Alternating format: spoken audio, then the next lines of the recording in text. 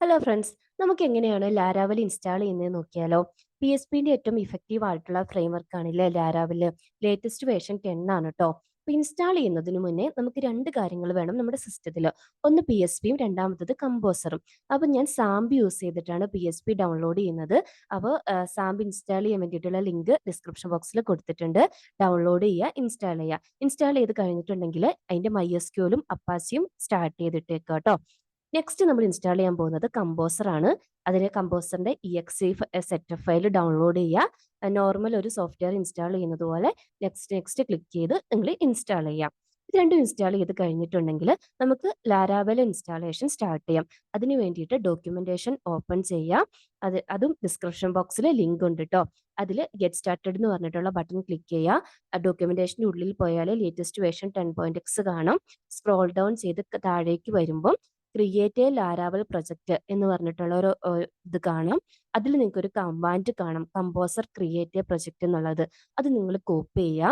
നിങ്ങളുടെ വിഷ്വൽ സ്റ്റുഡിയോയോ അല്ലെങ്കിൽ ഏതാണോ കോഡ് എഡിറ്റർ ഉള്ളത് അത് ഓപ്പൺ ചെയ്യുക. നിങ്ങളുടെ സാമ്പിന്റെ docsന്റെ ഉള്ളിൽ ഒരു പ്രോജക്റ്റ് ഫോൾഡർ ക്രിയേറ്റ് ചെയ്യുക. ഇതാണ് നിങ്ങളുടെ സെർവറിന്റെ ഫോൾഡർ.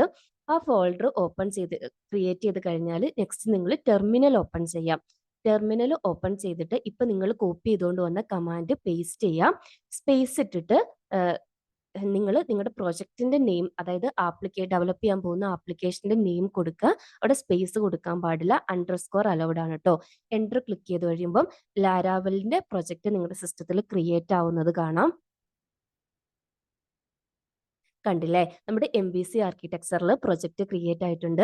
HTTP ഫോൾഡറിന്റെ അണ്ടറിൽ കൺട്രോളറിന്റെ ഡീറ്റെയിൽസ് കാണാം. അതുപോലെ മോഡലിന്റെ ഫയൽ കാണാം. താഴേക്ക് വരുവാണെങ്കിൽ റിസോഴ്സ് ഫോൾഡർ കാണാൻ വേണ്ടി പറ്റും. CSSഉം ജാവാസ്ക്രിപ്റ്റും ഉണ്ട് അതിൽ. പിന്നെ നെക്സ്റ്റ് നമുക്ക് അതിന്റെ കൂടെ തന്നെ വ്യൂസും കാണാം. TPL ഫയൽ നിങ്ങൾ HTML CSS ചെയ്യുന്നത്. പിന്നെ അതിന്റെ കൂടെ തന്നെ റൂട്ട്സും കാണാം. അടുത്ത നമ്മൾ ചെയ്യാൻ പോകുന്നത് നമ്മുടെ PSP ആർട്ടിസൺ സെർവറാണ്. ഇത് എന്തിനാന്ന് വെച്ചിട്ടുണ്ടെങ്കിൽ നമ്മുടെ ലോക്കൽ സിസ്റ്റത്തിൽ റൺ ചെയ്യാൻ വേണ്ടിയിട്ടാണ്. ലാരാവൽ സെർവറിനെ റൺ ചെയ്യാൻ വേണ്ടിയിട്ടാണ്. ആദ്യം നമ്മുടെ പ്രൊജക്റ്റിന്റെ ഫോൾഡറിന്റെ ഉള്ളിൽ കയറിയ ഈ PSP ആർട്ടിസൺ കമാൻഡ് പേസ്റ്റ് ചെയ്യുക. അപ്പോൾ നമുക്കൊരു URL വരും. ക്ലിക്ക് ചെയ്യുമ്പോൾ നമ്മുടെ ലോക്കൽ സെർവറിലേക്ക് പോകും. ഇവിടെ നമുക്ക് സക്സസ്ഫുൾ ആയിട്ട് ഇൻസ്റ്റാൾ ചെയ്തിട്ടുണ്ട്. ഇങ്ങനെ ഒരു ഇന്റർഫേസ് കാണാം. വീഡിയോ ഇഷ്ടപ്പെട്ടാൽ ലൈക്ക് ചെയ്യുക, കമന്റ് ചെയ്യുക. കൂടുതൽ വീഡിയോസിന് വേണ്ടി സബ്സ്ക്രൈബ് ചെയ്യുക. താങ്ക്